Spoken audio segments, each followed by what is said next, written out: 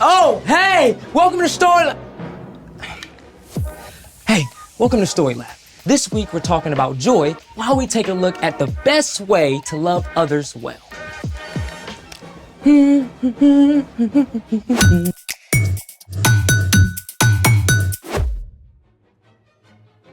Hey, I'm Zeke. And that's Carter. And we're talking about joy, which is choosing to celebrate what God is doing. Carter. What? Oh! Hey, I'm Carter. I already said that. And we're talking about... Yep, already did that.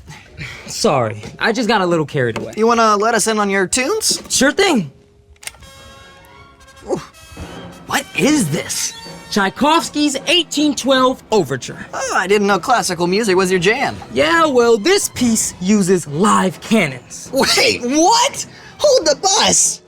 Live cannons? The composer Tchaikovsky wrote this piece of music to celebrate a victory in battle. The orchestra actually used cannon blasts as part of the music. And churches rang their bells, too. That's insane! I gotta hear it again.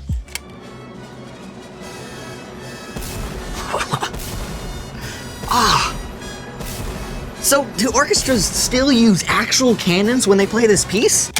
Sometimes if it's outside, but a lot of the time they just pop a balloon or use a pre-programmed electronic drum pad. Yikes! I guess that's one way to celebrate. I've got a better way we can celebrate. I'm in. How do you feel about confetti? Positive! Well, that was positively underwhelming. You can't just toss confetti, you have to launch it. Ah, I see where this is going. Let's make it! You only need a few basic supplies to make a confetti launcher. AKA confetti cannon! We've got a plastic syringe, tubing, construction paper, tape, and lots of confetti! Step 1. Cut a square piece of construction paper and cut a curve on one end. Then, roll it into a funnel shape so the narrow end can just fit over the plastic tubing. Tape the funnel securely.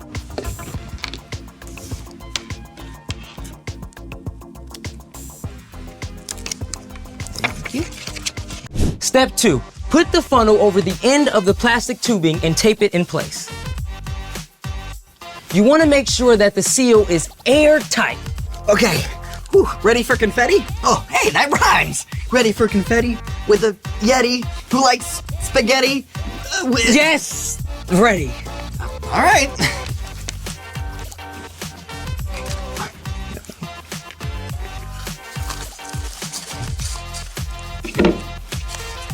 Okay.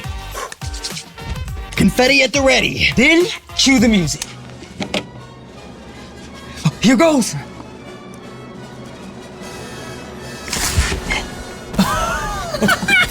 That was great! That's amazing.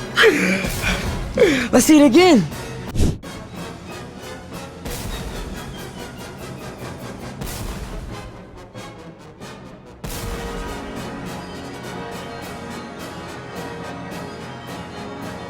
When the plunger is pressed, it compresses air inside the syringe. The compressed air is forced out of the syringe and through the plastic tubing, releasing the confetti!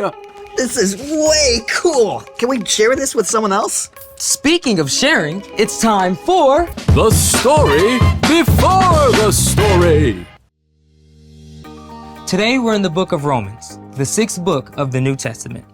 Romans is a letter written by the Apostle Paul to the believers in, you guessed it, Rome. Paul had never met these Jesus followers, but he prayed for them often and hoped to visit soon. In this letter, written while Paul was in Corinth, he encourages the believers. He clearly lays out God's grace in sending Jesus to set us free. Because of what Jesus has done for us, we can show God's love to others. Which is where our story starts. Take it away. Hey everyone, I'm Brian. The Apostle Paul traveled all over, sharing the good news about Jesus. Now, Paul covered a lot of ground, but still, he couldn't be everywhere all at once. So, when Paul started hearing about the believers in Rome, he sat down and wrote them an epic letter. I, Paul, am writing this letter. I serve Christ Jesus. I've been appointed to be an apostle. God set me apart to tell others his good news. Paul went on to detail how those who follow Jesus are set free from sin, from the wrong things they've done. And because of that, their lives can begin to look different. Don't live the way this world lives. Let your way of thinking be completely changed. And as we follow Jesus, God begins to change the way we think. And it starts to play out in how we treat the people around us. Love one another deeply. Honor others more than yourselves. Then Paul got down to the nitty-gritty, what loving others can really look like. Be joyful with those who are joyful. Be sad with those who are sad. Short and simple, right? But let's take a closer look. Be joyful with those who are joyful. Be sad with those who are sad. There's a big word that relates to both of these things. Empathy. Empathy means that you are aware of how someone else is feeling, and you can imagine what it might be like to be in their position. Another way to say this is putting yourself in someone else's shoes. Okay, that doesn't mean actually putting on someone else's shoes, but you can use your imagination to think about how you would feel if what happened to them happened to you. It can help you be a really good friend. When Paul told us to be joyful with those who are joyful and sad with those who are sad, he simply meant we can love others well by showing empathy. But that's not always easy. I mean, maybe your friend is really excited about their math grade, even though it doesn't seem like a big deal to you. You can think about how hard your friend worked to get that grade and share the excitement with them. You totally rocked that test. Sometimes it means celebrating someone even if they got something you didn't. It might be that your big brother got picked for the traveling team and you didn't. I mean, that is hard, right? Of course you're disappointed. But instead of dragging your brother down, you can still congratulate your brother and choose to be happy for him, even while you're still sad for yourself. Way to go. You totally deserve this. Now, let's look at the flip side. Be sad with those who are sad. Now, honestly, when a friend is sad or upset, it can feel uncomfortable. I mean, you just want them to be happy again. But sometimes the very best thing you can do is just be with them and let them know that you see how they feel. I'm really sorry this happened to you. I'd be sad too. In fact, sometimes people need somebody to be sad with them for a while so that they're able to be happy again later. Having empathy is not always easy, but it is a skill that you can learn. Start by paying attention to your friends' faces. If they're looking up or looking down, if they seem nervous or excited or bummed out. Reading and watching stories about people who are different from you is also a great way to practice putting yourself in somebody else's place. The more you learn to put yourself in someone else's shoes, the more you'll be able to show God's love to others, as Paul encouraged the Romans. Be joyful with those who are joyful. Be sad with those who are sad. The end.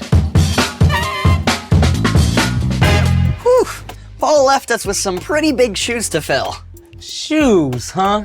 I see what you did there. I just love that we get to use our imaginations to put ourselves in someone else's place. Yeah, creativity, empathy, and joy, all in one. So, what's our part in the story? Our job is super simple. Practice empathy.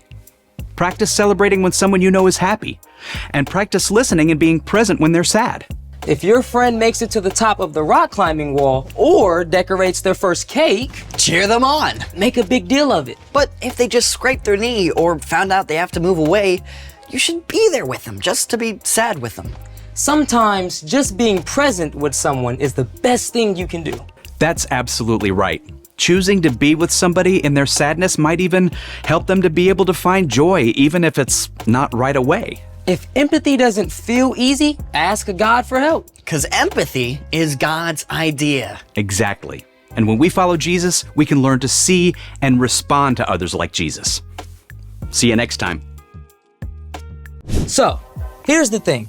You can help others find joy. And confetti is a great way to start. So I supersized the cannon.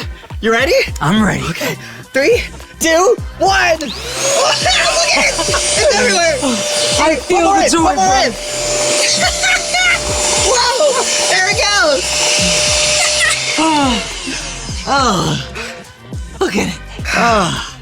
Now maybe we should empathize with whoever has to clean this up. You mean like us? Oh. Right. Thanks for joining us in the Story Lab. See you next time. I got the floor. I'm gonna go to the bathroom right quick. I'll be right back. Okay. You leaving this for me to do? What'd you say? I've got joy down in my soul. I'm gonna let this feeling take control. Joy down in my soul to stay, and nothing's gonna take it away. Joy down in my soul. I'm gonna let this feeling take control. Whatever comes my way, I'll be okay. 'Cause I've got joy. Oh, I've got joy. Come sunshine or rain, when things don't go my way, still my joy can stay. 'Cause you give me blessings every day. I've got joy down in my soul. I'm gonna let this feeling take control. Joy down in my soul to stay, and nothing's gonna take it away. Joy down in my soul. I'm gonna let this feeling take control. Whatever comes my way, I'll be okay. 'Cause I've got joy. Ooh, I've got joy. You fill my heart with hope. You're everywhere I go. So even if I'm feeling low, I still got this one thing, this I know. I've got joy down in my soul. I'm gonna let this feeling take control. Joy down in my soul to stay, and nothing's gonna take it away. Joy down in my soul. I'm gonna let this feeling take control. Whatever comes my way, I'll be okay. 'Cause I've got joy. Oh, I've got joy. Every new sunrise gonna fix my eyes on the one who never failed. I'm gonna make some noise 'cause you give me joy, and it's never ever going away. Every new sunrise gonna fix my eyes on the one who never fails. I'm gonna make some noise 'cause you give me joy, and it's never ever going away. Whoa, 'cause I've got joy. Ooh, I've got joy, yeah. 'Cause I've got joy. Whatever comes my way, I'll be okay.